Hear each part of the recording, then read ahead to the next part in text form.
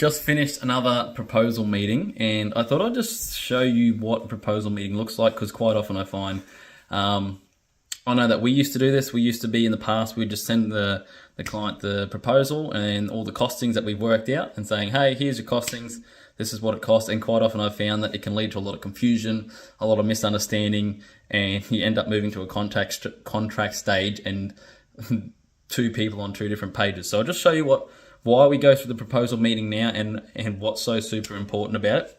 So I've just run through one for a bathroom. This one we ran through was over Zoom. So essentially what we've done is given everyone a breakdown. So this here is the fixtures and fittings and all the allowances. Now, quite often with our proposals, there's not just, here's the proposal, here's the end cost, away we go. There's normally a few revisions involved. So for example, this bathroom, here's all the fixtures and fittings and all the allowances that have been put aside. So things like a personal selection like shower head, shower mixer, vanities, floor tiles, wall tiles. So quite often we start off with allowances. So for example, I will just scroll down to the bottom and I'll show you what this looks like.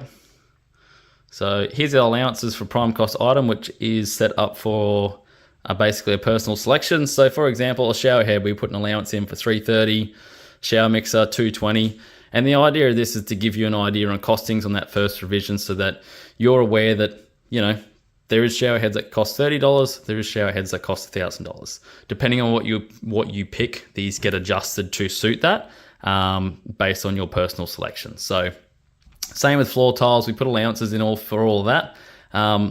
But this is a very good starting point. So essentially what you end up with is that the first one's a revision with the estimated cost on your personal selections. Depending on what you pick, it can slightly change.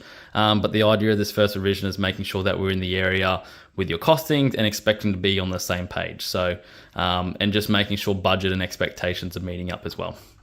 So with our scope and breakdown, we'll break down each section, the cleaner, the painter, what the cabinet makers are doing, what the glazier is doing, what the waterproof is going to be doing, tile is going to be doing, plasterer, plumber, electrical, carpentry side of things, demolition, preliminaries. Why we like to have so much detail and information on these things is to make sure that, one, we're on the same page as what you're expecting and vice versa. So quite often sending all this information to you can be quite confusing, quite overwhelming, as there's so much to take in. So spending the time and running through all this information with you while you're going through this process, I found is very important, because 9 out of 10 times there's always questions, there's always things that each client asks that are making sure that is covered. Yes, that we do plans to reflect all this sort of stuff, but it's making sure that we're all on the same page and making sure that before we get further down the line that we have everything covered.